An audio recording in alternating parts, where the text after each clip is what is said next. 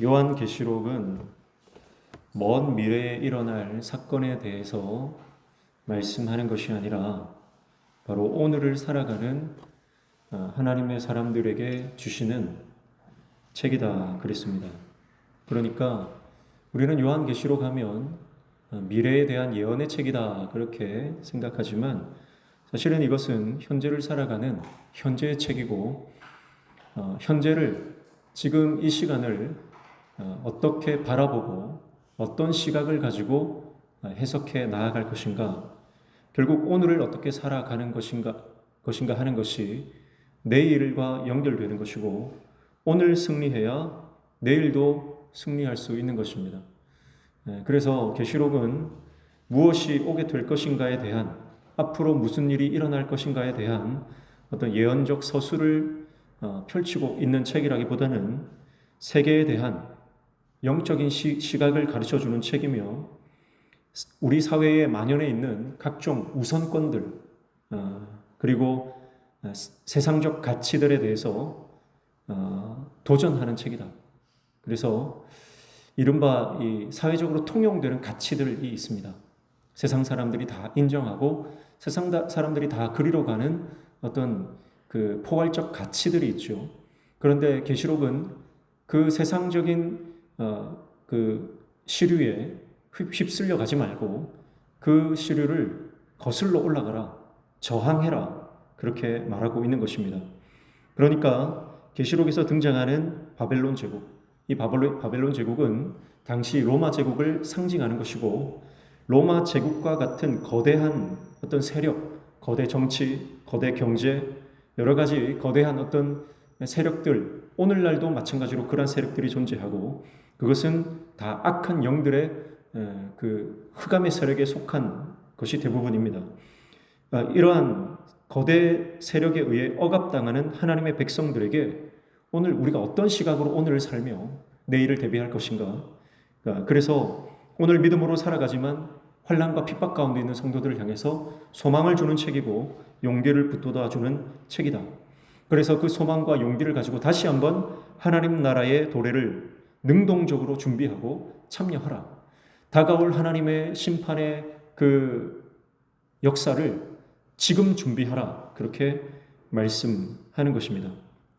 그러니까 거대한 제국의 이데올로기에 현혹되거나 압도되지 말고, 그리고 타협하거나 동화되지도 말고 하나님의 말씀으로, 기도로 세상의 세력과 저항하라고 촉구하는 책이 계시록이다.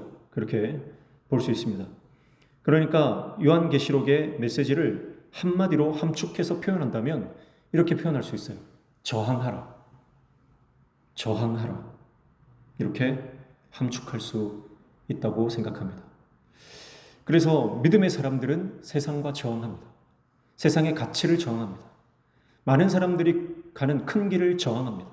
그리고 고난과 환난과 핍박이 있지만, 손해를 보고 오해를 당하고 고통을 당할 수 있지만, 그러나 말씀의 길을 선택하고 기도의 길을 선택하고 믿음의 길을 선택하고 세상의 이념, 이데올로기에 굴복하지 않고 믿음으로 말씀 따라 살아가는 하나님의 백성들로 살아가는 그 저항의 삶, 그것을 말하고 있다. 이렇게 볼 수 있습니다.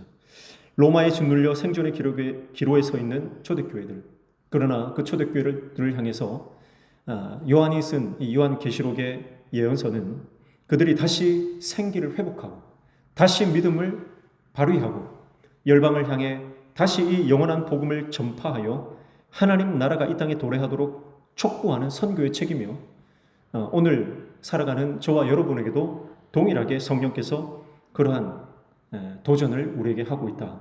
그렇게 볼 수 있습니다. 사랑하는 성도 여러분, 우리가 계속해서 수요일마다 요한계시록의 말씀을 보고 있는데요. 이 요한계시록 말씀 이제 거의 끝나갑니다. 이 요한계시록이 우리 삶 가운데 오늘을 어떻게 살아가는지 영적인 믿음의 렌즈를 제공합니다. 오늘 이 말씀을 통해서 오늘 우리가 문제투성이 아닙니까? 삶을 살아가는 게 문제투성이고 다 내가 원하는 대로 되는 것이 없어요. 그러나 우리가 내가 원하는 대로 되는 것이 없고 참 문제가 많고 굴곡이 많은 인생이지만 믿음의 렌즈를 낄 때 한 가지 확실한 게 뭐냐면 내 뜻대로 되지 않아도 상관없다는 거예요. 하나님의 뜻만 이루어지면 된다는 거예요. 그렇구나. 내 뜻이 아니구나. 하나님 뜻이구나. 하나님의 뜻이 내 삶에, 내 가정에, 내 직장에, 내 교회에 이루어지면 그것이 하나님 나라의 역사구나. 그래서 내 뜻이 접혀지고 하나님의 뜻이 펼쳐지는 역사를 우리가 믿음의 눈으로 바라볼 때 다시 감사가 회복되고 다시 믿음이 회복되고 다시 우리 안에 기쁨이 회복되는 줄로 믿습니다. 자, 오늘 우리가 요한계시록 18장 9절에서 20절을 읽었는데요. 오늘 9절부터 20절까지, 특별히 9절부터 19절까지 보면 바벨론의 멸망에 대해서 슬퍼하는 세 부류의 종류의 사람들이 나옵니다. 오늘 그 세 부류가 어떤 사람들인지 살펴보겠습니다. 9절부터 10절까지는 땅의 왕들이 울며 애곡하고 있습니다. 그래서 9절 보시면 그와 함께 음행하고 사치하던 땅의 왕들이 그가 불타는 연기를 보고 위하여 울고 가슴을 치며 그랬습니다. 자, 이 땅의 왕들은 바벨론의 친구들입니다. 바벨론과 함께 음행하고 사치하고 방탕한 삶을 살고 하나님을 대적하고 하나님을 믿는 백성들을 핍박했던 사람들입니다. 자, 여러분, 나쁜 사람은 나쁜 사람끼리 모입니다. 끼리끼리 모이는 거죠. 비슷한 사람들끼리 모입니다. 여기에 모여있는 땅의 왕들은 바벨론과 버타여 살면서 땅의 그 쾌락과 향락을 마음껏 누리던 사람들입니다. 자, 그들이 울고 가슴을 치고 있습니다. 자, 그런데 여기서 울고 가슴을 치는 이유가 뭐죠? 친구가 멸망했기 때문입니까? 친구가 고통을 당하기 때문입니까? 아닙니다. 그들은 친구 때문에 우는 것이 아니고 그 친구의 고통을 보면서 그 심판이 곧 자기들에게 닥칠 것을 알기 때문에 울고 있는 겁니다. 10절 보십시오. 그의 고통을 무서워하여 멀리 서서 이르되 화이또다 화이또다 큰 성 견고한 성 바벨론이여 한 시간에 내 심판이 이르렀다 하리로다. 그렇게 말하죠. 그들은 고통을 무서워하고 있습니다. 두려움에 벌벌 떨고 있죠. 바벨론에게 임했던 그 심판이 자기들에게 곧 임할 것을 직감했기 때문입니다. 자, 여기에서 바벨론이 멸망하는데 걸린 시간은 1시간이다 이렇게 말해요. 견고한 성, 큰 성 바벨론이 1시간에 심판에 이르렀다 이렇게 말하고 있죠. 여기서 1시간이라고 하는 것은 순식간에 일순간에 일어난 일이다 그렇게 말하는 것입니다. 바벨론의 친구들이었지만 그들의 애곡은 친구를 위한 애정이 아니었습니다. 그들의 애곡은 경제적 손실만 계산하고 자신에게 들이닥칠 심판을 두려워한 이유뿐이었습니다. 여러분, 이것이 세상 친구의 전형입니다.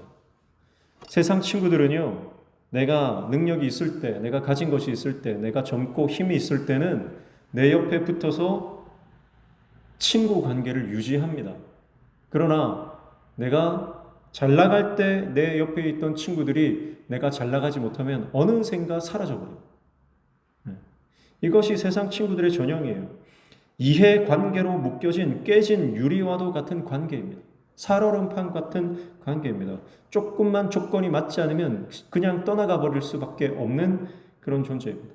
우정이라고 착각하고 있지만 결국 그들은 서로 친구를 팔아먹는 그런 가짜 우정의 관계일 뿐입니다. 그러니까 이 말은 바벨론 제국의 삶이란 자신을 위해 진정으로 울어줄 친구 하나 없는 인생이다. 그렇게 말할 수 있는 거죠. 여러분, 그러니까 우리가 큰 성, 견고한 성 바벨론을 부러워할 필요가 없는 것입니다. 세상적으로 잘 나가고 성공하고 많은 것을 가지지만 여러분, 그들의 인생에는 진정한 친구 한 사람 없고 진정한 평안과 진정한 우정을 나눌 그런 사람도 없다는 거예요. 이것이 대부분의 세상 친구들의 모습이다라고 하는 것이죠. 그러나 우리는 우리를 위해 울어줄 친구가 있습니다. 우리를 위해 정말 나보다 더 아파하며 울어줄 친구가 있습니다. 그분이 누굽니까? 바로 예수 그리스도이십니다. 그분은 나보다 나를 더 잘 아시고 나보다 나를 더 사랑하십니다. 내가 나를 아끼고 내가 나를 생각하는 것보다 우리 예수님은 나를 더 사랑하시고 나를 더 생각하시고 나를 위해 모든 것을 포기하셨습니다. 친구를 위해 목숨을 버리는 것이 가장 큰 사랑이다 그랬는데 예수님은 그렇게 말씀하신 것처럼 친구를 위해, 우리를 위해, 제자들을 위해 목숨을 버리셨습니다.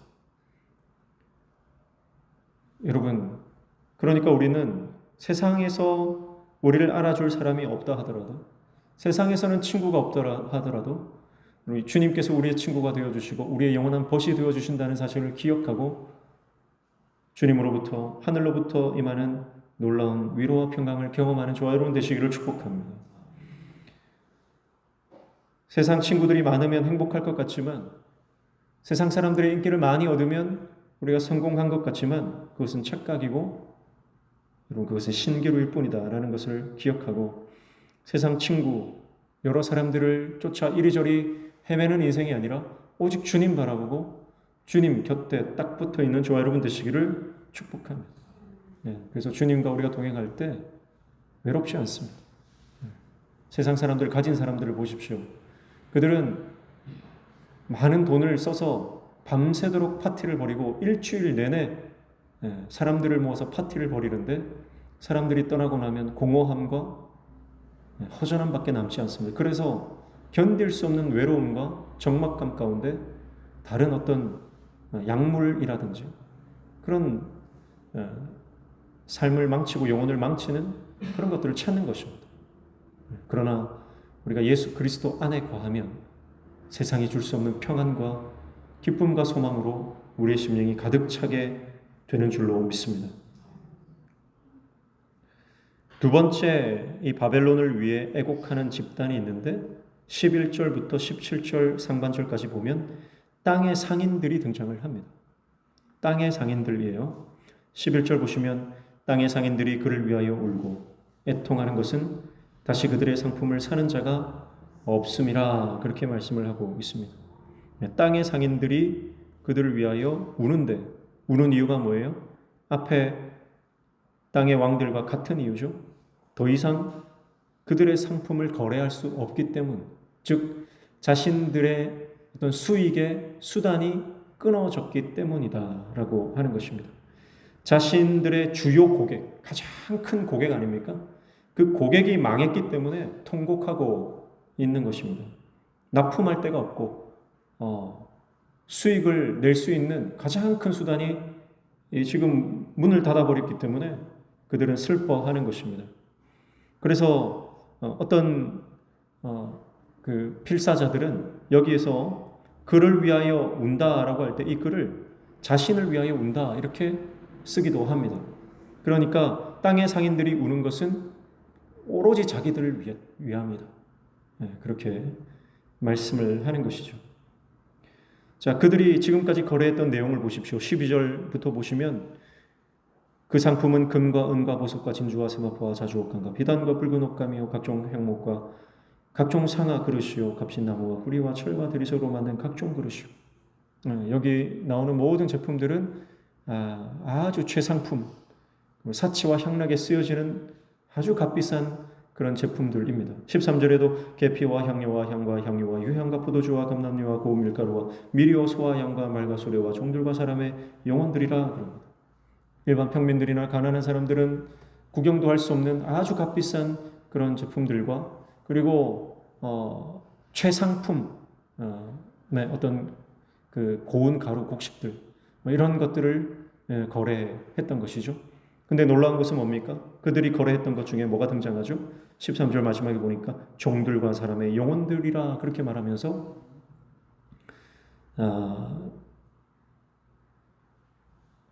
사람의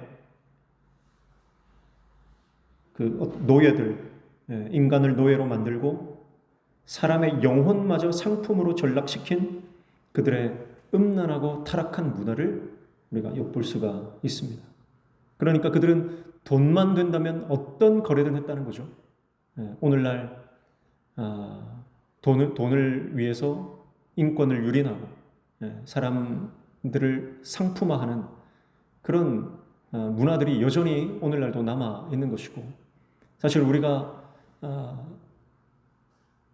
신실하게 신앙생활을 하시는 분들이 대부분이라 잘 몰라서 그렇지, 지금도 이 어둠의 이 영역에는 얼마나 더럽고 정말 이 음란한 문화들이 얼마나 많은지 모릅니다.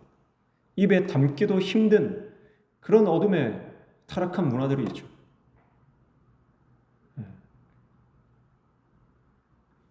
얼마 전에 있었던 그 N번방 사건 들어보셨죠? 그 얼마나 추악하고 얼마나 더러운지, 돈만 든다면 사람을 그저 하나의 상품, 도구에 불과하게 만드는, 인권을 그저 처참하게 말살해버리는, 그것이 어디 저기 먼 어떤 나라의 이야기가 아니라 지금 바로 내 이웃에서 일어나고 있는 일이다. 그래서 우리가 그러한 이 영적인 어둠의 세력들과 대적해야 합니다. 당시에도 그런 사람을 상품화시키고 노예를 사고 파는 그런 제국의 음란하고 타락한 더러운 문화들이 그들 가운데 있었다. 결국 돈을 버는데 혈안이었다는 것입니다. 돈만 있으면 된다. 이 땅의 상인들은 이 자본주의의 노예고 돈의 노예가 된 돈의 종들입니다. 그래서 그들은 돈만 번다면 어떤 일이든 마다하지 않았습니다.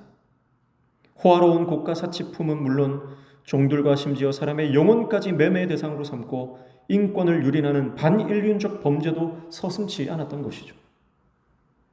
그렇게 돈을 쌓고 부를 얻으면 그들은 영원히 행복하고 사람들 위에 굴림에서 편안한 삶을 살 수 있을 줄 알았습니다. 그런데 그들도 고백합니다. 한 시간에 그들이 그렇게 동경하던 바벨론은 망하고 만 것이죠. 17절 보십시오. 17절 그들이 이렇게 고백합니다. 그러한 부가 한 시간에 망하였도다. 그렇게 말하고 있는 것이죠. 그래서 11절부터 17절 이 상반절까지가 땅의 상인들의 그 애곡이다, 이렇게 볼 수가 있겠습니다. 사랑하는 성도 여러분, 부와 명예를 위해 달려가는 인생이 이와 같이 절망에 빠진다는 것 기억하십시오. 돈을 아무리 많이 모아도 참된 평안을 얻을 수 없습니다. 아무리 재산이 많아도 그것이 우리에게 평안과 행복을 가져다 줄 수 없는 것입니다.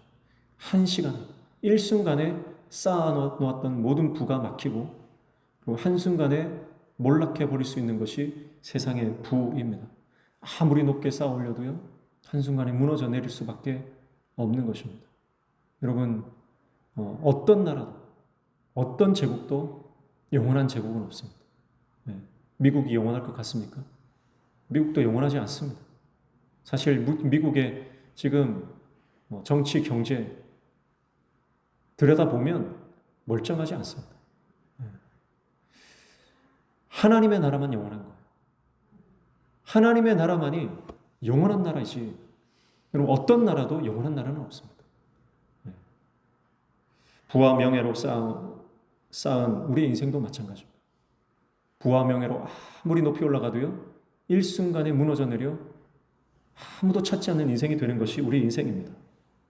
그래서 우리는 부와 명예를 쫓아 살아가는 인생이 아니라 돈만 든다면 어떤 일이든 우리가 망설이지 않고 해버리는 그런 타락한 존재가 아니라 거룩을 추구하고 하나님 나라의 영광을 위해서 달려가는 저와 여러분 되시기를 축복합니다. 오늘 잠깐 손해를 보더라도 금전적으로 내가 오늘 좀 손해를 입어야 한다 할지라도 주님의 영광을 위해서 먹든지 마시든지 달려가는 저와 여러분 되시기를 축복합니다. 그래서 저는 믿음의 기업들이 잘 되는 것을 보면 은혜가 됩니다. 믿음의 기업들. 주일날 문 닫는 그런 가게들 있잖아요. 그런 기업들이 잘 되면 참 감사하고 은혜가 됩니다. 그러나 주일날 문을 닫고 말씀의 가치로 살아가고 하나님 뜻대로 나아갈 때 때로는 손해를 볼 수도 있는 거예요. 그러나 그것이 하나님께 영광이 되는 줄로 믿습니다. 그래서 우리는 이것이 돈이 되느냐 아니냐가 아니라 이것이 정말 하나님의 영광이 되느냐 아니냐 그걸 따져야 되는 거죠. 17절 하반절부터 19절까지는 세 번째 애곡 집단이 나오는데 바로 해양산업 종사자들입니다. 17절 하반절에 보면 모든 선장과 각처를 다니는 성객들과 선원들과 바다에서 일하는 자들이 멀리 서서 18절 그가 불타는 연기를 보고 외쳐 이르되 이 큰 성과 같은 성이 어디 있느냐 하며 그렇게 말이죠. 바다에 있던 모든 이 해양산업에 종사하던 관련자들, 선장들, 선원들, 바다에서 고기를 잡는 사람들, 배에서 멀리서 바라보는데 성이 불타고 있는 거예요. 저렇게 큰 성이 불타다니 이게 어찌된 일이냐? 지금 충격을 받은 것입니다. 그래서 19절에 보면 뒷글을 자기 머리에 뿌리고 울며 애통하여 외쳐 이르되 화이토다 화이토다 이 큰 성이여 바다에서 배부리는 모든 자들이 너의 보배로운 상품으로 치부하였더니 한 시간에 망하였도다. 한 시간에 망하였도다. 여러분 이 세 부류가 똑같이 고백하는 게 뭡니까? 한 시간에 망했다. 아무리 거대한 제국도 아무리 큰 성도 하나님이 심판하시니까 피해갈 수 없다. 일순간에 심판을 당하고 말더라 라고 하는 것을 고백합니다. 그래서 제국은 사실 바다를 장악해야 제국이 되거든요. 이 바닷길, 이 해상을 장악하지 않고서는 거대한 제국이 될 수 없습니다. 바벨론도 그렇고 로마도 그렇고 뭐 어떤 역사적으로 큰 제국이 된 나라들은 반드시 해상에서 반드시 이 주권을 장악을 해야 합니다. 오늘날도 이 영토 중에서 이 바다의 그 영해 이것을 차지하기 위해서 얼마나 치열합니까? 그러니까 어쩌면 지금 마지막 이 세 번째 부류의 이 해상 산업의 이 종사자들이 나오는 것은 마지막 바벨론이 믿었던 최후의 카드가 아닌가 이런 생각을 할 수 있겠습니다. 자, 우리는 그래도 아직 이 해상의 무역권을 쥐고 있으니까 우리는 끄떡없을 거예요. 우리는 괜찮을 거예요. 바벨론은 그렇게 생각했을 줄 모릅니다. 그러나 해양 강국으로서 그들이 의지했던 그 마지막 카드도요, 하나님의 심판 앞에서 소용이 있나요? 아니요. 아무 소용도 없었습니다. 강력한 제국, 그들이 쥐고 있었던 모든 해상의 그 권력들조차도 하나님의 심판 앞에 급작스런 몰락을 맞았고 그 몰락이 바로 모든 사람들에게 충격과 공포와 허탈감을 주었다라고 하는 것을 오늘 본문이 말씀하고 있습니다. 여러분 그래서 우리가 영적으로도요 그래요. 어쩌면 내가 정말 주님의 뜻대로 나아가지 못하게 하는 마지막 자존심, 내 능력의 어떤 마지막 카드가 우리 삶에 여전히 남아있기 때문에 하나님 앞에 돌아가지 못하고 회개하지 못하고 순종하지 못하는 것 아닌가 그런 생각을 할 수 있습니다. 이것은 내가 포기하지 못해. 이것이 있으니까 나는 아직 괜찮아 라고 생각했던 그 최후의 보루. 여러분 그러나 주님 앞에서 어떤 것이 여러분 하나님의 심판을 멈추게 할 수 있겠습니까? 저는 예전에 한 집사님의 어떤 마지막 모습을 잊을 수가 없는데요. 그 집사님은 몸이 굉장히 좋으신 분이었어요. 왕년에 이 보디빌더였고요. 아주 이름 알아주는 그런 보디빌더였습니다. 그래서 제자들도 엄청 많았어요. 나이가 70이 넘어도 몸이 얼마나 좋은지 관리를 너무너무 잘하셨습니다. 그런데 그분이 신앙생활에는 소홀했어요. 어쩌면 자기가 그만큼 건강했기 때문에 많은 사람들이 나이가 그만큼 들었는데도 그 멋진 몸매를 유지하고 있었기 때문에 수많은 제자들이 하루가 멀다 하고 찾아오고 그렇게 사람들로부터 인정받고 존경받고 칭찬받았던 인생.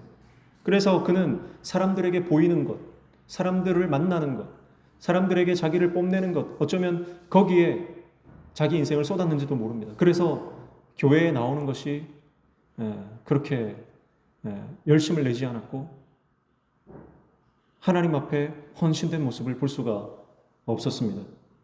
근데 그 집사님이 마지막 돌아가실 때 그 모습을 봤는데요. 그렇게 우람하던 근육들, 정말 이 나이에 어떻게 저 근육을 유지했을까 싶을 정도의 정말 탄탄하던 그 몸이요. 온데간데 없더라고요. 온몸의 근육이 싹 빠지고요. 정말 뼈만 앙상하게 남아 있습니다. 불과 얼마 전까지만 해도 그렇게 건장했던 분이 어떻게 이렇게 될 수 있나 싶을 정도로 큰 충격을 제가 받았던 기억이 있습니다. 여러분, 우리 인생이 영적으로도 그와 같지 않을까요? 내가 의지했던 그 마지막 카드, 이것만은 포기할 수 없다고 생각했던 그 마지막 카드, 그러나 여러분, 마지막 하나님 앞에서 그것은 다 물처럼 녹아지고 하나도 찾아볼 수 없을 것입니다. 건강이, 세상적 지위가, 우리의 물질이, 내가 생각했던 어떤 이것은 나의 마지막 보험이야, 이것이 나를 지켜줄 거야 라고 생각했던 그 마지막 보험까지도 여러분, 우리를 구원할 수 없고 하나님 앞에 우리를 서게 할 수 없습니다. 그러므로 오직 예수 그리스도 어린 양의 보혈, 오직 믿음으로만 우리는 구원을 받고 하나님의 영광으로 들어간다는 생각을 우리가 잊지 말고 오직 예수 그리스도 어린 양의 보혈을 붙드는 저와 여러분 되시기를 축복합니다. 모든 것을 다 내려놓아야 하나님이 우리를 들어 쓰십니다. 그래서 오늘 우리 인생 가운데 이 제국의 곁에 있었던 세 부류의 사람들, 그 사람들이 취했던 이 태도를 우리가 보면서 그럼 오늘 저와 여러분의 인생이 어떤 인생인가 돌아보는 귀한 은혜가 있기를 축복합니다. 저 여러분이 바벨론의 친구들, 땅의 왕들과 또 그들을 통해서 수많은 이익을 얻었던 땅의 상인들, 그리고 해양산업 종사자들, 이들은 큰 충격과 공포에 빠지고 울고 있습니다. 그러나 이러한 바벨론의 심판 앞에서 울지 않고 기쁨과 환호에 차 있는 사람들이 등장합니다. 20절이죠. 20절 같이 읽습니다. 시작.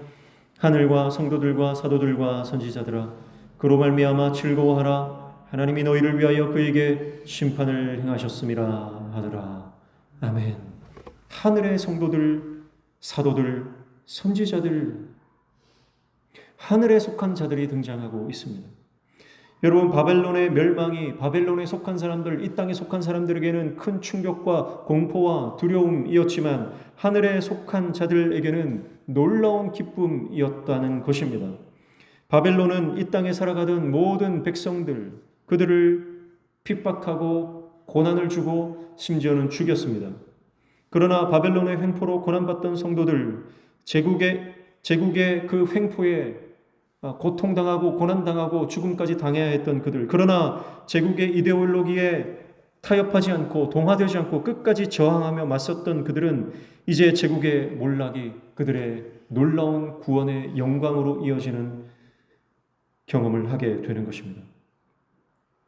하나님 없는 성공보다 하나님과 함께 공경을 선택하고 하나님과 함께 광야로 나아가기로 작정했던 사람들은 여러분 이제 하나님께서 그들을 구원하시고 그들의 기도를 잊지 않으시고 신원해 주신다는 것을 우리는 말씀을 통해 깨닫습니다. 사랑하는 성도 여러분, 오늘 힘들고 지쳐도 우리가 기도하고 말씀 붙잡고 살아가면 세상에 끊임없이 저항하고 악한 영들을 대적하며 우리가 믿음으로 살아갈 때 하나님께서는 반드시 우리의 인생의 그 끝에 하나님의 구원의 역사를 이루어 주실 것이고 우리를 영광으로 인도해 주실 줄로 믿습니다. 그러므로 서두에 말씀드렸던 것처럼 하나님의 심판의 역사가 반드시 일어난다는 것을 우리가 믿음으로 오늘을 믿음으로 세상과 저항하며 살아가는 하나님의 사람 되시기를 축복합니다.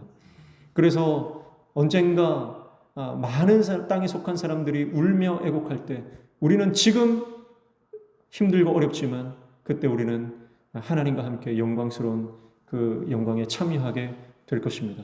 지금 놀고 먹고 즐기고 웃고 떠드는 자들은 그날에 울며 슬피 울며 이를 갈게 될 것입니다. 그러나 오늘 눈물로 씨를 뿌리는 자는 기쁨으로 거두게 되는 것입니다. 이것이 만고의 불변의 진리입니다. 영적인 진리입니다. 여러분 오늘 우리가 그러므로 눈물로 기도에 씨를 뿌려야 합니다. 우리 개인이 하나님 앞에 거룩한 종으로 바로 설 수 있도록 날마다 기도해야 할 것이며, 우리 가정의 식구들이, 우리 자녀들이 믿음으로 바로 서도록 우리는 눈물의 씨를 뿌려야 할 것입니다. 그리고 교회와 나라와 민족을 위해서 세계 곳곳에 흩어져 있는 선교사님들을 위해서 우리가 눈물로 씨를 뿌릴 때, 우리는 그 눈물로 뿌려진 그 씨앗들이 열매 맺는 영광을 우리는 반드시 보게 될 것입니다.